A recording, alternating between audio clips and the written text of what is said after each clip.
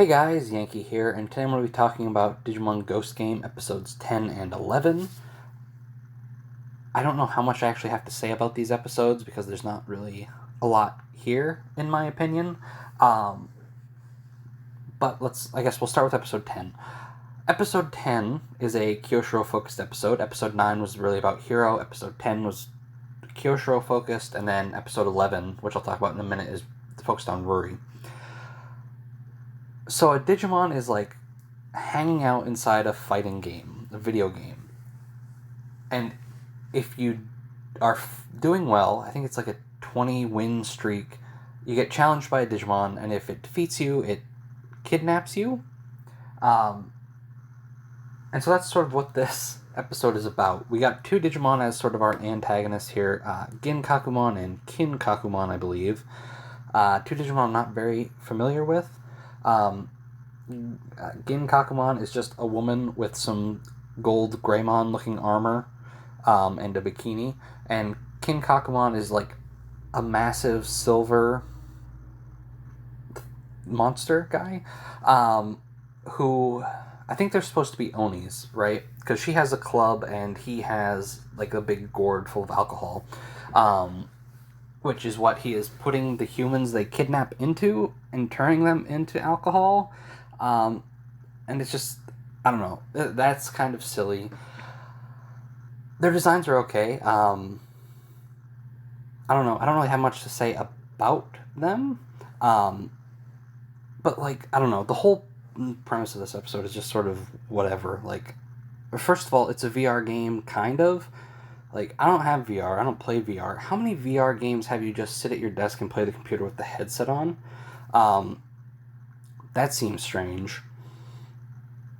But I guess that could be, I guess there's probably sitting down games like that.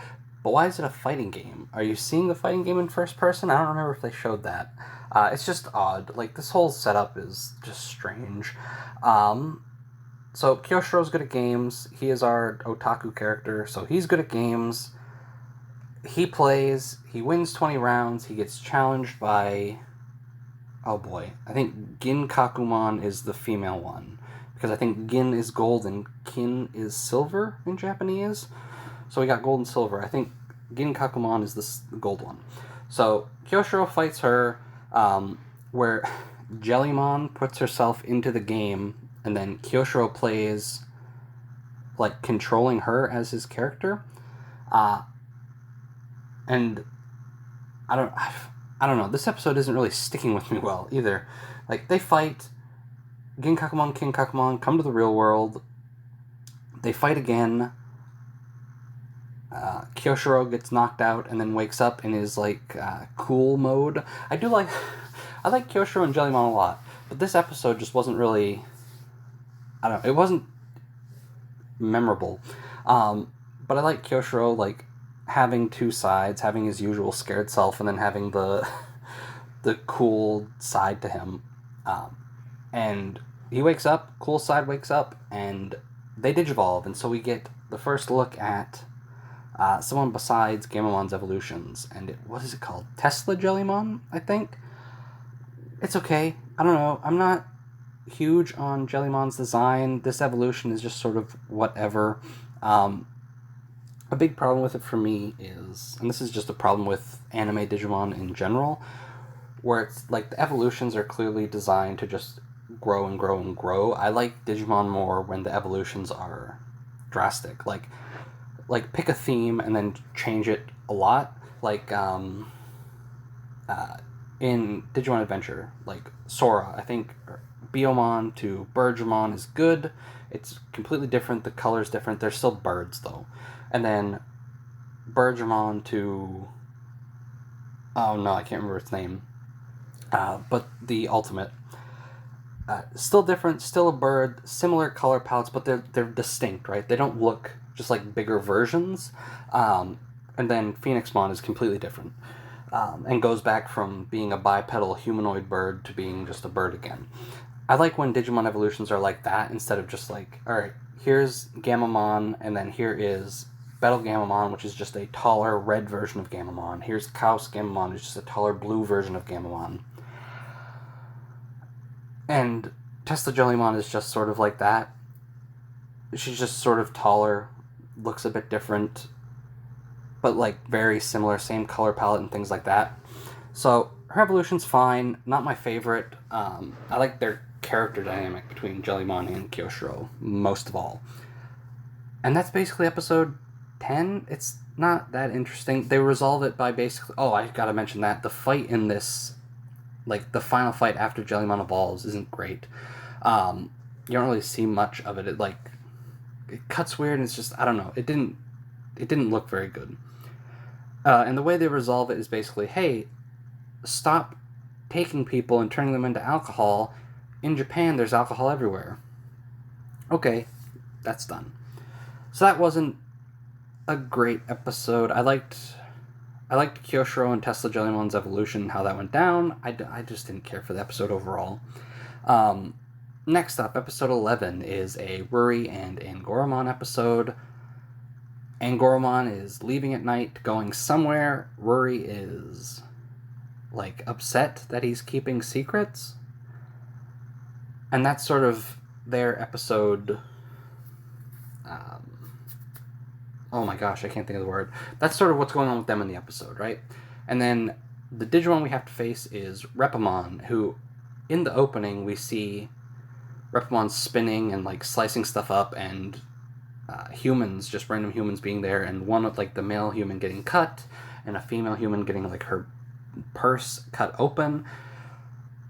And then we heard two voices arguing. And so I thought, obviously, Repamon's there trying to be a cool dude and stop this evil Digimon from hurting people.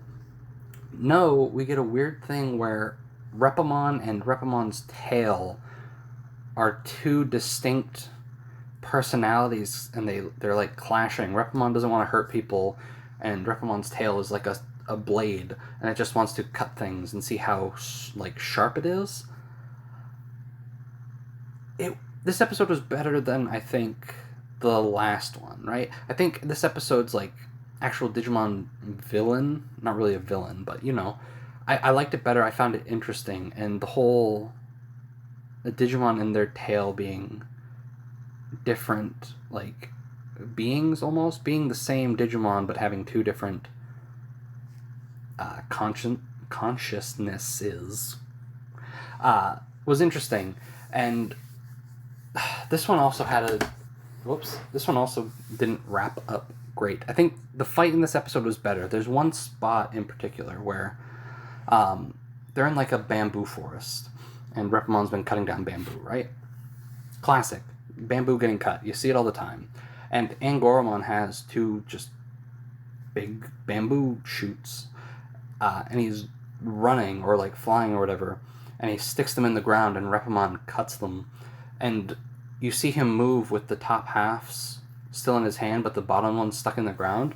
And coming off of just watching episode 10, that moment really stuck out.